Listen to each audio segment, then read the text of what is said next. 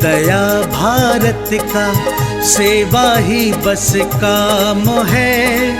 सहभागी बन पुण्य कमा लो, सबसे ये आह्वान है। प्रणम्य सागर गुरु महाराज की सोच का ये परिणाम है। सहभागी बन पुण्य कमा लो, सबसे ये आह्वान है, सबसे ये आह्वान है। अरहम योग प्रणेता ने ये पावन दीप जलाया है। साधर्मी का बने सहारा, बीड़ा ये ही उठाया है, बीड़ा ये ही उठाया है। चलो उन्हें खुशियों से मिलाए, बड़ा पुण्य का काम है।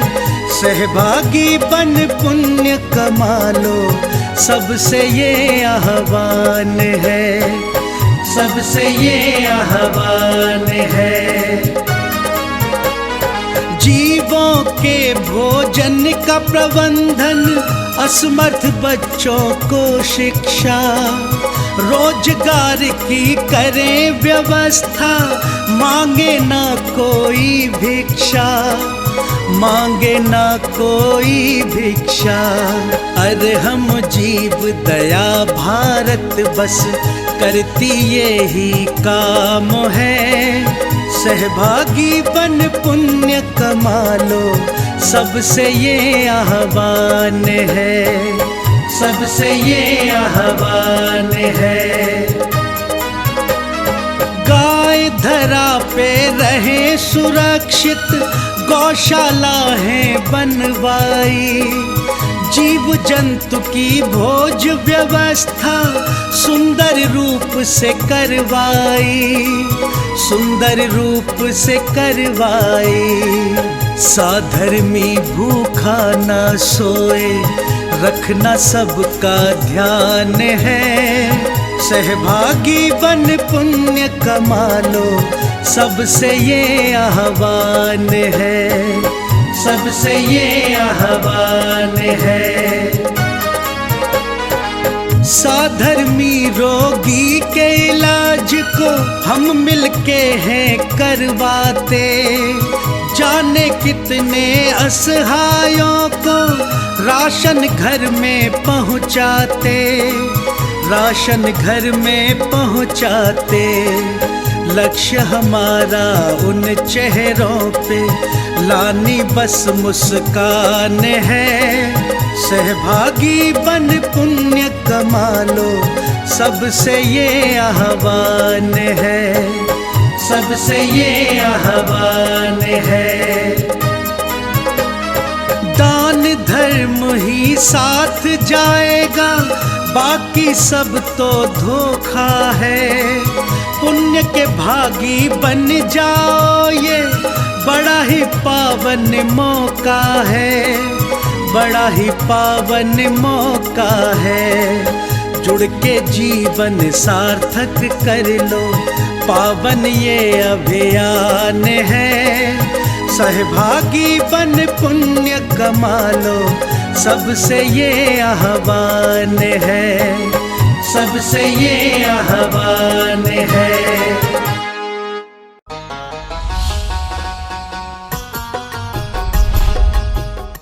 इस कार्यक्रम के पुण्यार्जक हैं प्रणम्य वाणी देवदूत। प्रणम्य गुरु की वाणी पहुँचे घर घर, सम्यक ज्ञान प्रभावना होवे घर घर। सभी प्रणम्य वाणी देवदूत के पुण्य की बहुत बहुत अनुमोदना। मात्र 12,000 रुपए वार्षिक सहयोग राशि प्रदान कर प्रणम्य वाणी देवदूत बने। अधिक जानकारी के लिए संपर्क करें।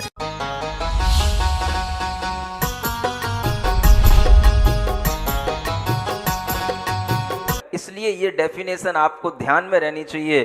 कुछ रोजाना सीख करके अगर जाओगे, एक एक वाक्य, एक एक मंत्र, एक एक सेंटेंस भी अगर रोजाना याद करोगे, लिखोगे, तो 5 महीने में वो सुमेरु पर्वत के समान बड़ा, एक बहुत बड़ा भंडार आपके सामने हो जाएगा। सिद्धि बोलो, बहुत कहना पड़ता है। ताली बजवाने के लिए पंडित जी कितना कहना पड़ता है, तब बार बार आप ताली बजाते हो। मैं ताली तो नहीं बजवाता, अब मैं क्या करता हूं, कुछ बोलो, मुंह खोलो तो बार बार कहना पड़ता है आप लोगों से, ऐसा लगता है टैप लगा के बैठे हो मुंह पे। सिद्धि सिद्धि सिद्धि, ये मंत्र है। स्व आत्मा की उपलब्धि, सिद्धि, मुझे क्या चाहिए? सिद्ध चक्र विधान से सिद्धि की प्राप्ति चाहिए। सिद्धि का मतलब स्व आत्मा की मुझे उपलब्धि चाहिए, प्राप्ति चाहिए। क्या चाहते हैं हम? सिद्धि चाहते हैं, ऐसी सिद्धि चाहते हैं। और कोई मंत्र सिद्धि, विद्या सिद्धि, रस सिद्धि कुछ नहीं चाहते हैं। क्या चाहते हैं?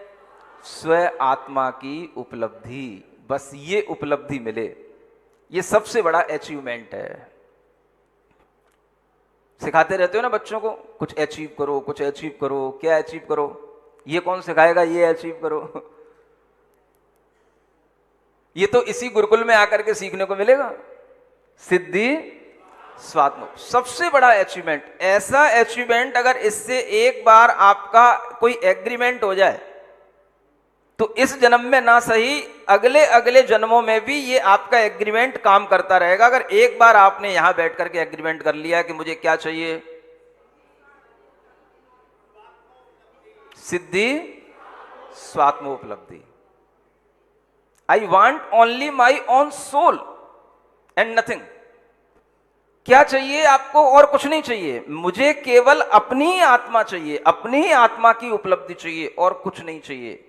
इसका नाम है सबसे बड़ा अचीवमेंट। और ये एग्रीमेंट आप आज कर सकते हो बैठ करके। चाहे हम इस जन्म में उपलब्ध करें, चाहे किसी जन्म में करें, लेकिन हमें करना है तो करना है। संकल्प एक बार का अगर आत्मा में आ जाता है तो वो किसी ना किसी जन्म में अपने साथ में जरूर उपलब्ध हो जाता है। इसलिए ये ध्यान रखो, सिद्धि स्वात्मोपलब्धि। और ये कैसे होती है? प्रगुण गुण गणोच्छादि दोषापहारात। आत्मा के अंदर अनेक अनेक गुण हैं और उन गुणों का उच्छेदन कर रखा है, माने उनको ढक रखा है, उनको नष्ट कर रखा है। किन्होंने? गुण को दोष नष्ट करने वाले क्या कहलाएंगे? दोष कहलाएंगे। दिन को दूर करने वाले क्या कहलाएगी? रात्रि कहलाएगी। प्रकाश को मिटा देने वाला क्या कहलाएगा? अंधकार कहलाएगा। गर्मी को दूर कर देने वाला क्या कहलाएगा? ठंडा कहलाएगा। इसी तरह से गुणों को नष्ट कर देने वाले चीजें क्या कहलाएंगी? दोष कहलाएंगी। और उन दोषों का जिन्होंने अपहरण माने दूर कर दिया हो, अपहर अपहर, एक दिन पढ़ाया था ना शांति धारा में, अपहर अपहर माने क्या कर दिया? दूर कर दिया, दूर कर दिया। उन सिद्धों ने अपने अंतरंग से अपने आत्मा के गुणों को आच्छादित करने वाले जो दोष थे, उन दोषों को दूर कर दिया। जब दोष दूर हो जाएंगे तो गुण अपने आप प्रकट हो जाएंगे। अंधकार दूर हो गया, मतलब इसका यही है प्रकाश आ गया।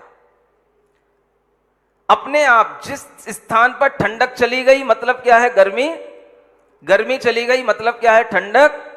जो जिसका विरोधी होता है उस विरोधी का अगर निष्कासन कर दिया जाएगा तो उसका अपना वो स्वाभाविक भाव उसमें प्रकट हो जाएगा। इसलिए आचार्य कहते हैं ये सिद्धि की उपलब्धि कैसे होगी? अपने अपने दोषों का अपहरण करने से, दूर करने से, दोषों को दूर करने से होगी। और इन दोषों को दूर करने के लिए ही ये हम भगवान की भक्ति करते हैं। तो कैसे होती है? सिद्धि स्वात्मोपलब्धि प्रगुण गुण गणोच्छादि दोषापहारात योग्योपादान युक्त्या। ये एक बड़ा शब्द है। योग्य उपादान की युक्ति से होता है ये काम। ये उपादान क्या होता है? जिसमें कार्य घटित होता है उसको उपादान कहते हैं। अगर कार्य आत्मा में घटित होना है तो आत्मा उपादान कहलाएगी, अगर कार्य शरीर में घटित होना है तो शरीर उपादान कहलाएगा। क्या सुना? उपादान का मतलब क्या होता है? जिसमें कार्य घटित हो।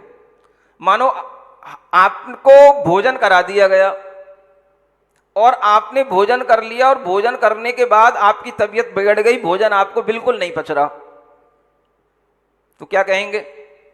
शरीर की उपादान शक्ति सही काम नहीं कर रही है। समझ में आ रहा है?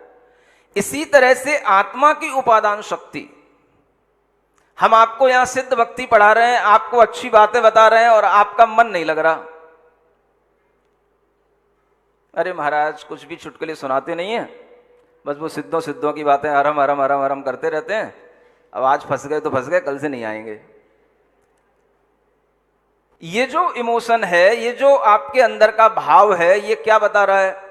आपका उपादान माने आपकी आत्मा अभी योग्यता को प्राप्त नहीं है, एलिजिबिलिटी नहीं है आपकी इस सभा में बैठने की। इस सभा में बैठने की योग्यता भी उन्हीं के अंदर होगी जो कुछ अपनी आत्मा का हित चाह रहे होंगे, वो यहां बैठ पाएंगे, और जिन्हें अपनी आत्मा का हित नहीं चाहना वो यहां से उठ जाएंगे। ये योग्यता होती है। इसी तरह से सिद्धि की प्राप्ति उन्हें होगी जिन्हें की आत्मा में कुछ योग्यता आ जाती है। योग्य उपादान उसी को कहते हैं। उस योग्य उपादान की युक्ति से ही काम होता है। दृषद इह यथा हेम भावोपलब्धि, एक उदाहरण देकर के अंत में कहा गया, जैसे पाषाण होता है और बहुत से ऐसे स्वर्ण पाषाण होते हैं जिनके अंदर स्वर्ण रहता है लेकिन ऊपर से वो पाषाण दिखाई देता है। स्वर्ण की प्राप्ति उस पाषाण के अंदर एक बड़े प्रोसेस के माध्यम से की जाती है। बहुत बड़ा प्रोसेस होता है। उस स्वर्ण को हथौड़े से तोड़ा जाता है, पाषाण को तोड़ा जाता है, स्वर्ण जहां पर उपस्थित होगा उतने मैटर को अलग से निकाला जाता है, तपाया जाता है, गलाया जाता है, फिर उसको बहुत प्रोसेस के बाद में उसका पूरा स्वर्ण तत्व बाहर निकाला जाता है। जैसे स्वर्ण पाषाण के अंदर से स्वर्ण की उपलब्धि हो जाना उसकी सिद्धि कहलाता है, उसी तरह से इस आत्मा के अंदर से आत्म तत्व की उपलब्धि हो जाना आत्मा की सिद्धि कहलाती। इसे आत्म सिद्धि कहते हैं। और यह सिद्धि जो होती है ये योग्य उपादान के होने पर ही होती है। माने हर किसी का आत्मा इस योग्य हो जरूरी नहीं है। आप देख लो संसार के अंदर किसको ये बातें अच्छी लगेंगी जो मैं बोल रहा हूं? आप लोगों को अच्छी लग रही कि नहीं? बोल ही नहीं रहे। सुनना पड़ रहा है महाराज, अब हम तो विधान करने आए थे, आप ज्ञान देने लग गए तो मैं क्या करूं? ऐसा तो नहीं। अगर आपको सिर्फ अच्छा लग रहा हो तो समझ लेना हम योग्य उपादान रखने वाले हैं, और हमारा उपादान इसी योग्यता के साथ अगर बना रहेगा तो आप देख पाओगे जब तक दीपावली आएगी तब तक आपके उपादान की योग्यता बहुत बढ़ चुकी होगी। रोजाना थोड़ी थोड़ी चोट करना है,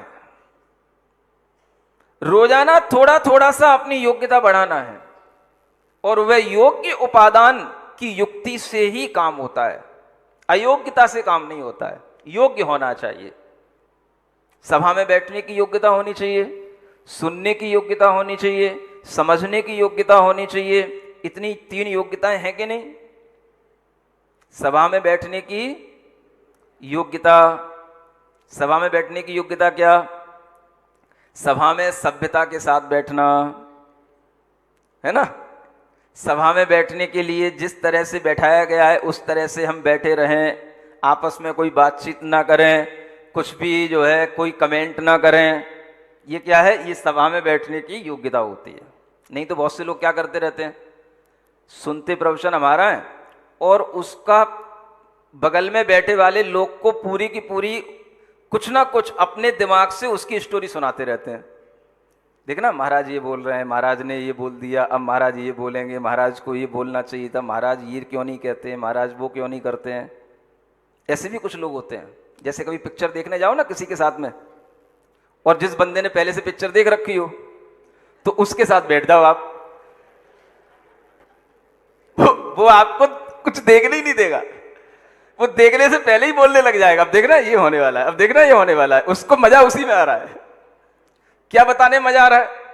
ये बताने मजा आ रहा है कि देखो मुझे पता है कि क्या होने वाला है। तो कभी भी पिक्चर देखने जाओ ये भूल मत कर बैठना, उससे पूछ लेना, क्यों तूने बगल में बैठे वाले व्यक्ति से पूछ लेना, तूने पहले पिक्चर देखी तो नहीं?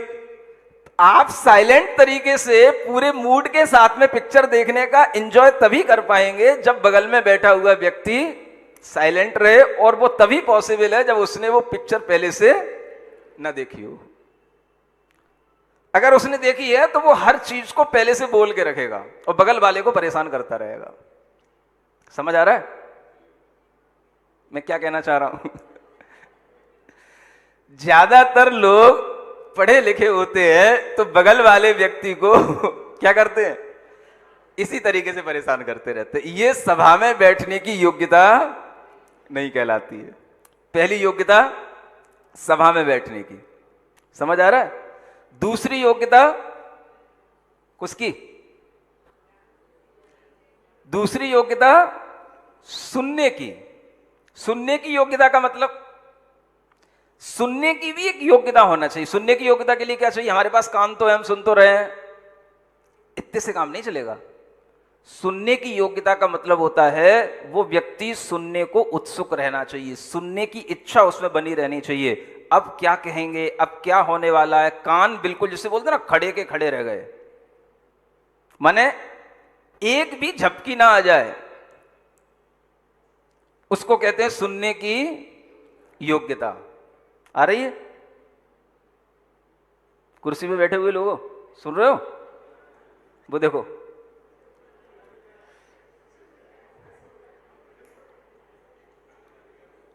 ये सुनने की योग्यता बड़ी चीज है। अगर कोई सुनने की योग्यता नहीं दिखाई दे रही है किसी के अंदर, तभी आपको यह समझ में आएगा कि हाँ ये योग्यता है, क्योंकि उसमें वो योग्यता, अगर एक व्यक्ति सुनते सुनते लुढ़क जाए तो समझ लेना ये अयोग्य है, और हम कम से कम सुन रहे हैं तो योग्य है। समझ में आ रहा है? इसलिए लुढ़का हुआ भी एक आध दिखाई देना चाहिए। ये योग्यताएं हैं। सभा में बैठने की योग्यता होनी चाहिए, सुनने की योग्यता होनी चाहिए, और तीसरी योग्यता है समझने की योग्यता। किसकी?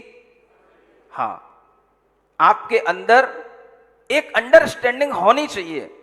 हमें क्या समझाया जा रहा है, हम उस चीज को समझ पा रहे हैं कि नहीं, हमारा भाव वहां तक पहुंच रहा है कि नहीं, हम कुछ शब्दों के माध्यम से उस भाव तक पकड़ पा रहे हैं कि नहीं। ये योग्यता कहलाती है समझने की योग्यता। ये तीन योग्यताएं बैठेंगे लेकर के आप, और इन तीन योग्यताओं के साथ में अगर आप सभा में कुछ सुनेंगे तो आपके भीतर कुछ उतरेगा। ये समझने की योग्यता कहां से आएगी? अब महाराज हमें तो कुछ समझदारी है नहीं है, हम तो कुछ ABCD जानते नहीं है, आप वो बताओ बस उतना ही हम सुन लेते हैं। अगर आपको इतना भी श्रद्धान है कि जो हमें कहा जाएगा हम उसको समझने की कोशिश करेंगे, तो यही भाव आपके समझने की योग्यता को बढ़ाता चला जाएगा। समझ में आ रहा है? इसलिए हम पूछते रहते बीच बीच में। समझ में आ रहा है? आप हो कहते हो, इसका मतलब है कि आप में समझने की योग्यता है। तो तीन योग्यताएं अगर आपकी ये बनी रहेंगी तो आपका उपादान योग्य बनता चला जाएगा। योग्य उपादान के लिए तत्व को सुनना, सभा में बैठना और तत्व को समझना, ये अगर हमारे अंदर आने लग जाता है तो हमारी योग्यता बढ़ने लग जाती है। इसलिए आप यहां बैठ करके क्या करते हैं? अगर आपसे कोई पूछे, कोई थर्ड पर्सन, आप यहां से निकल करके जाएं, आपसे कोई पूछे आप यहां बैठ करके क्या करते हैं, घंटे भर क्या करके आए आप, अगर आपको एक सेंटेंस बोलना होगा तो क्या बोलेंगे? सिद्धि स्वात्म उपलब्धि। ये भी बोल सकते हैं और ये कह सकते हैं कि हम अपनी योग्यता बढ़ाने के लिए प्रतिदिन प्रवचन सुनने जाते हैं। आखिर क्लास में क्यों जाता है बच्चा प्रतिदिन? किस लिए? केवल पढ़ने के लिए नहीं। केवल पढ़ने के लिए जाएगा तो काम नहीं बनेगा। योग्यता बढ़ाने के लिए। हम वो पढ़ाई पसंद ही नहीं करते जिसमें योग्यता ना बढ़े। कभी आपको बताएंगे कि पढ़ने में और योग्यता बढ़ाने में क्या अंतर होता है, वो एक अलग विषय है। तो आज आपके दिमाग में क्या आना चाहिए कि हमें योग्य उपादान से युक्त होना है। योग्य उपादान युक्त्या। सिद्धि तो होगी, कैसे होगी? वो हमारे ही उपादान में होगी, हमारी आत्मा में होगी, लेकिन हम उस आत्मा के उपादान की शक्ति को कैसे बनाएं? योग्य बनाएं। तो योग्य बनाने के लिए हमारे पास में 3 प्रकार की एक क्वालिटी होनी चाहिए, है ना। एक तो सभा में बैठने की योग्यता होनी चाहिए, दूसरी हमारे पास में एक सुनने की योग्यता होनी चाहिए, और तीसरी हमारे पास में सुने हुए को समझने की योग्यता होनी चाहिए। सुन रहे हो कि नहीं, समझ रहे हो कि नहीं? मतलब तीनों योग्यताएं हैं आप में, ठीक है ना। काम चलता रहेगा, ठीक है। आप भी हमको सुनते रहोगे और हम भी आपको सुनाते रहेंगे। कुल मिलाकर के आप भी हमको झेलते रहोगे, हम भी आपको अरे भाई ये भी झेलना होता है। अरे कैसे नहीं होता।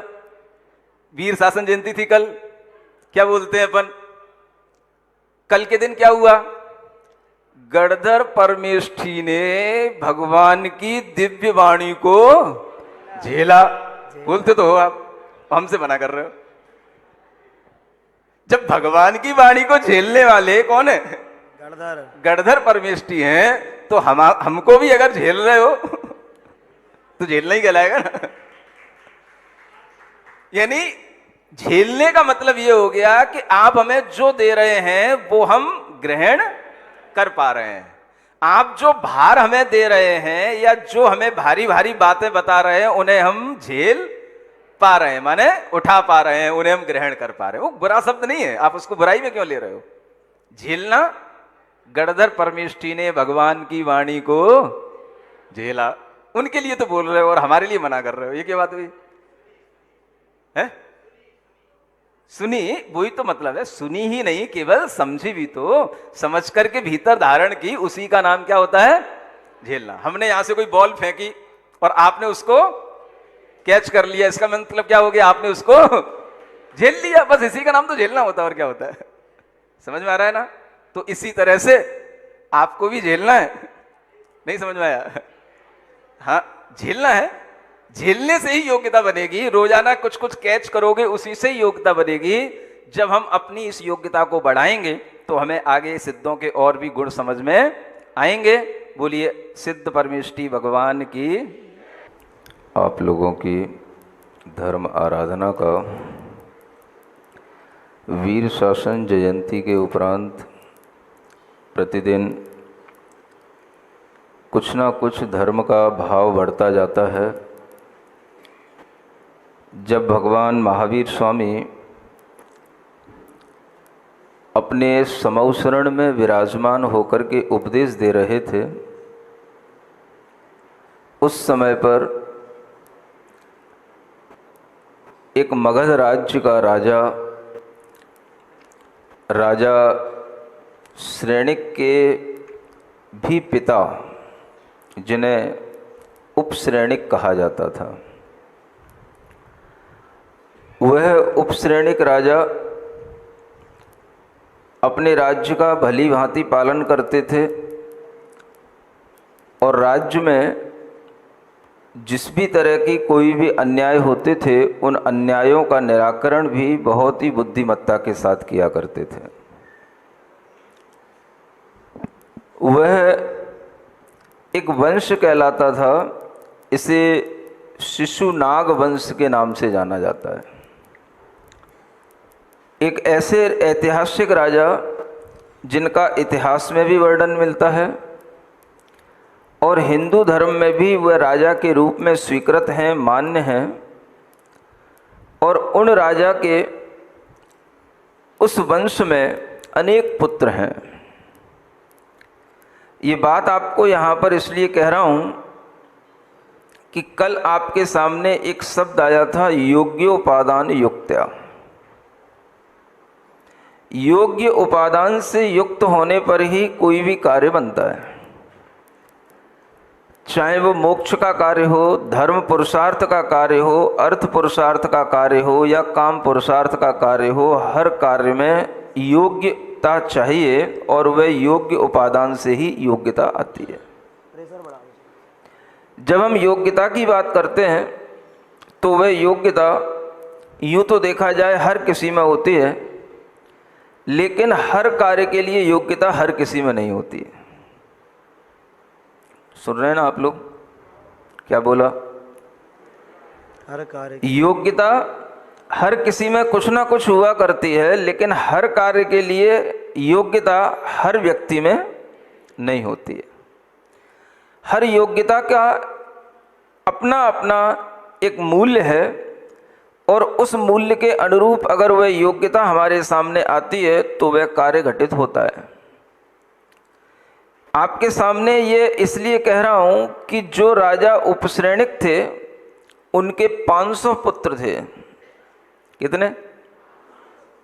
आप समझें कि वर्धमान महावीर के समय में भी होने वाले राजाओं के सैकड़ों पुत्र हुआ करते थे, और उन 500 पुत्रों में एक पुत्र है जो राजा श्रेणिक के रूप में बाद में विख्यात हुए। वो श्रेणिक के नाम से उनके एक पुत्र हैं। 500 पुत्रकों की योग्यताएं एक तरफ और एक पुत्र की योग्यता एक तरफ। ये कहते हैं योग्य उपादान से युक्त होना। वह योग्य उपादान कहां से आता है? इस जन्म में हमारे लिए जो मिल गया वह हमारे पास में दिखाई देने लग जाता है, और उसके अनुसार जब हम अपना जीवन जीते हैं तो वह हमारी योग्यता तो बन जाता है, लेकिन वह योग्यता भी हम कहाँ से लेकर के आते हैं? वह योग्यता भी हमारे अंदर कहाँ से आती है? अगर हम कहें कि सारी योग्यताएं इसी जन्म से उत्पन्न हुई हैं, तो ये कहने से हर व्यक्ति के अंदर योग्यता आ जानी चाहिए, लेकिन वह योग्यता हर व्यक्ति के अंदर नहीं हुआ करती है। उस योग्यता को बढ़ाते रहने का जो कार्य चलता है, वह कार्य ही जन्म जन्मांतरों का वह कार्य आगे चल करके उस योग्यता को बढ़ाता चला जाता है। आप कहते हैं हम धर्म कर रहे हैं, धर्म करते हुए भी वह हमारी योग्यता को बढ़ाने वाला धर्म होना चाहिए। अगर धर्म करने से हमारी योग्यता नहीं बढ़ती, हमारे भीतर के कसायों में कमी नहीं आती, हमारे भीतर के परिणामों में सुधार नहीं होता, तो धर्म से योग्यता नहीं बढ़ सकती। आखिर योग्यता बढ़ाने की चीज क्या हो सकती है? बाहर आप किसी भी तरह की इंस्टीट्यूट में अपने बच्चों को पढ़ाएं या खुद भी किसी भी तरह का कोर्स करें, आपको योग्यता बढ़ाने के लिए यही चीजें बताई जाएंगी जो आपको यहां बताया जा रहा है। योग्यता किससे बढ़ती है? जब भी आपको योग्य बनाने की बात आएगी, आपसे कहा जाएगा आप सबसे पहले अपने दिमाग को संतुलित रखें। क्या करें? योग्य व्यक्ति का सबसे पहला लक्षण क्या है? बैलेंस्ड माइंड होना। दिमाग अगर आपका संतुलित है तो आपकी योग्यता है, और आप अपनी योग्यता को बनाए रखे हैं। जो योग्यता मिली है उसको बनाए रखना भी बड़ी चीज है, और उसको बढ़ाना तो और बड़ी चीज है। योग्यता मिली है, उसको बनाए रखने का काम कैसे होगा? तो सबसे पहली कंडीशन बताई जाती है कि आप अपने माइंड को पहले बैलेंस्ड बनाएं। बैलेंस्ड माइंड का मतलब, आप यहां बैठे हैं, आपके दिमाग में बैलेंस है कि नहीं ये मैं नहीं कह सकता, ये आप समझ सकते हैं। आप यहां बैठे हैं, आप बैठे होकर के भी भीतर भीतर से कुछ भी हो सकते हैं। हो सकता है कि आप यहां बैठे हुए सोच रहे हो कि यहां पर विधान करने आए हैं, रिश्तेदारों ने बुलाया है, अब रिश्तेदारी निभा रहे हैं, लेकिन सोच रहे हैं अभी तो दूसरा ही दिन हुआ है, 8वां दिन तो बहुत दूर है, कैसे काम चलेगा, 8 दिन तक घर में कौन रहेगा, क्या होगा, बच्चे क्या कर रहे होंगे, बड़े क्या कर रहे होंगे, घर में क्या चल रहा होगा। आपके दिमाग में ये सब जैसे ही विचार आया यहां बैठ करके, इट मीन्स आपका माइंड क्या है? अनबैलेंस चल रहा है। बैलेंस माइंड का मतलब क्या है? आप यहां बैठे हो, आपको घर की कोई चिंता नहीं है, आप यहाँ बैठे हो, आप उपदेश सुन रहे हो, आपको बाहर की कोई आप चिंता नहीं है, और आप यहाँ बैठ कर के अपने दिमाग की शांति के साथ में अपना वह कार्य जो सुनने का कार्य है, समझने का कार्य है, वो कर रहे हो। ये कार्य होना ही आपके माइंड के बैलेंस को बताता है। अगर आपका दिमाग संतुलित होगा, आप संतुलित जीवन जिएंगे, तो आपके लिए धर्म आपकी योग्यता को बढ़ाने वाला बन जाएगा। धर्म की ही माध्यम से योग्यता बढ़ती है, और वही योग्यता बढ़ते बढ़ते मोक्ष तक हमें पहुंचाती है। यहाँ जो भी आत्माएं मोक्ष को प्राप्त करती हैं, उन आत्माओं के बारे में कहा जा रहा है कि वो क्या करती हैं, क्या उन आत्माओं के अंदर घटित होता है। आखिर हमने सिद्धों के बारे में सुना तो बहुत है, लेकिन वो सिद्ध होते क्या हैं, कैसे होते हैं, उनके बारे में अगर हम थोड़ा सा जानना चाहते हैं, तो सबसे पहली कंडीशन आपके लिए बताइए कि आपका माइंड पहले बैलेंस्ड होना चाहिए। है कि नहीं? नहीं है तो बना लेना। हो गया? अगर माइंड बैलेंस रहेगा तो आपको कुछ भी बताया जा सकेगा, और जो भी बताया जाएगा वो आपकी समझ में आएगा, आपके भीतर उतरेगा।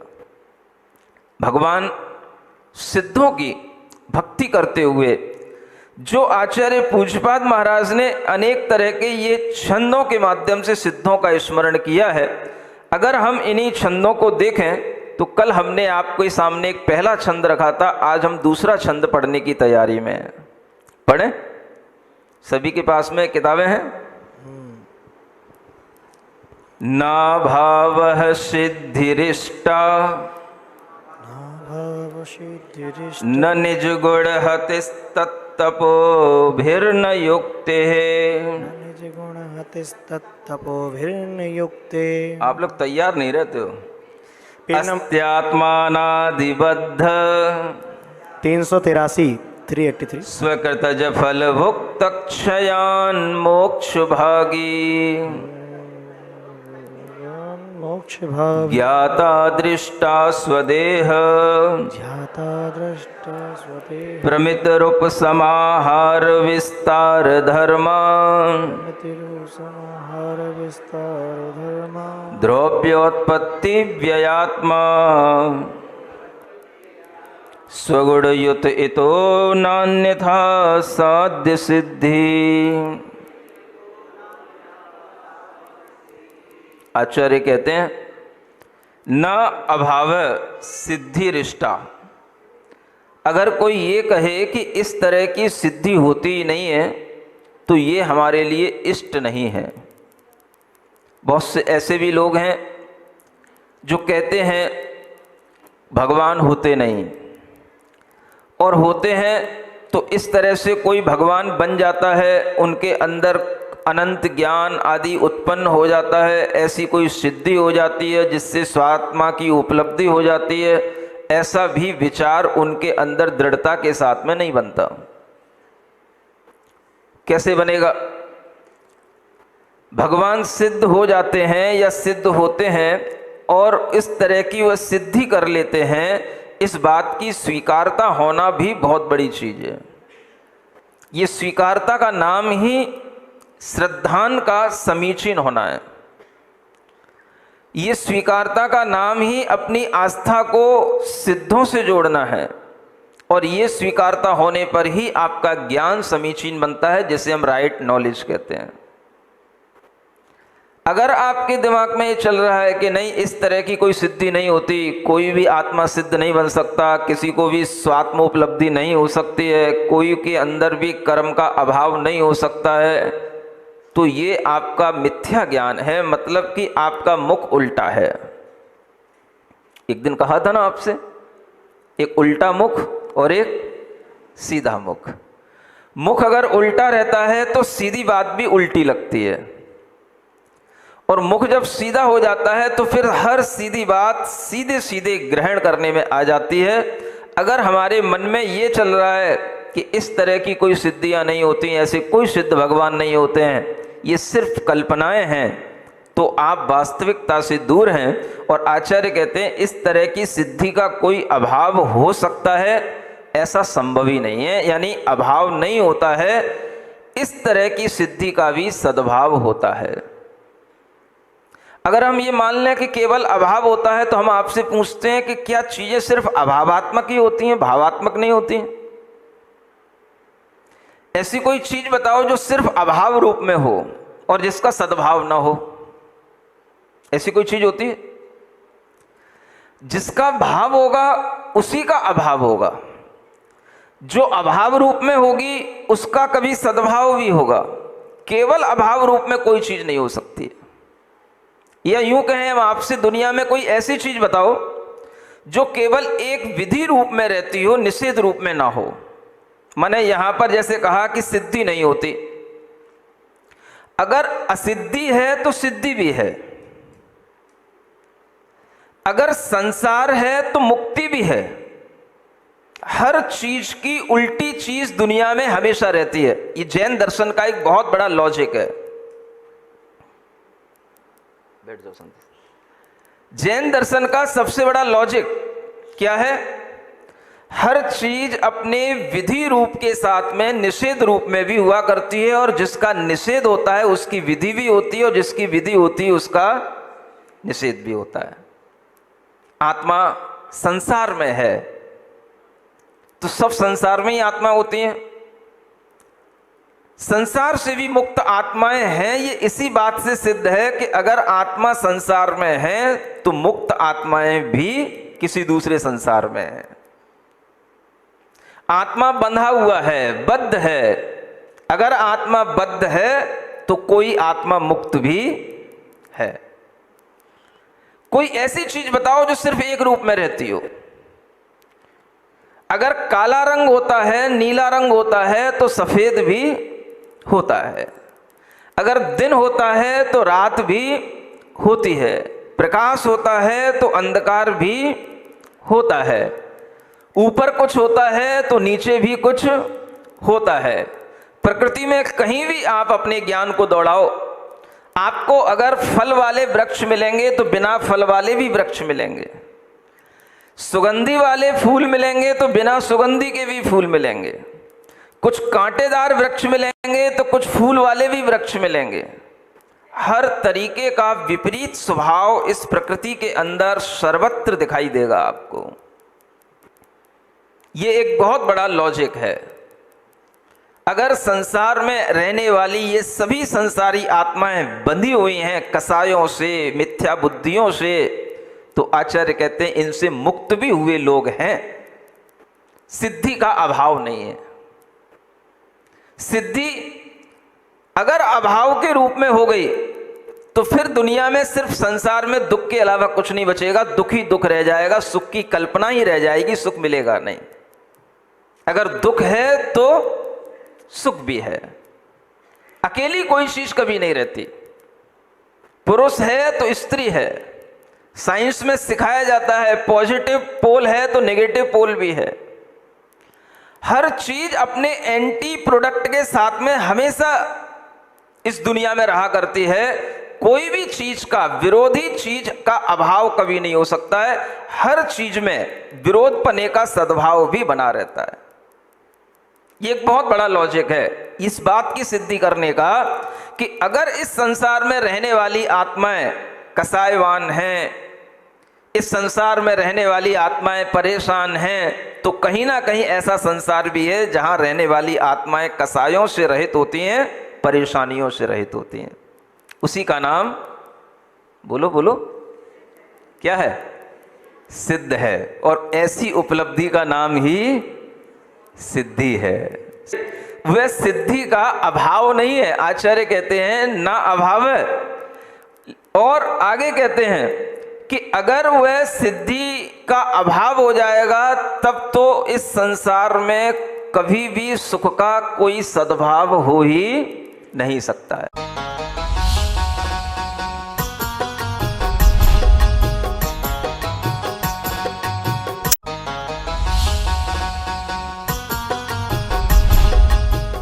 इस कार्यक्रम के पुण्यार्जक थे प्रणम्य वाणी देवदूत प्रणम्य गुरु की वाणी पहुँचे घर घर, सम्यक ज्ञान प्रभाव न होवे घर घर। सभी प्रणम्य वाणी देवदूत के पुण्य की बहुत बहुत अनुमोदना। मात्र 12,000 रूपए वार्षिक सहयोग राशि प्रदान कर प्रणम्य वाणी देवदूत बने। अधिक जानकारी के लिए संपर्क करें। विश्व वंदनीय शाश्वत तीर्थराज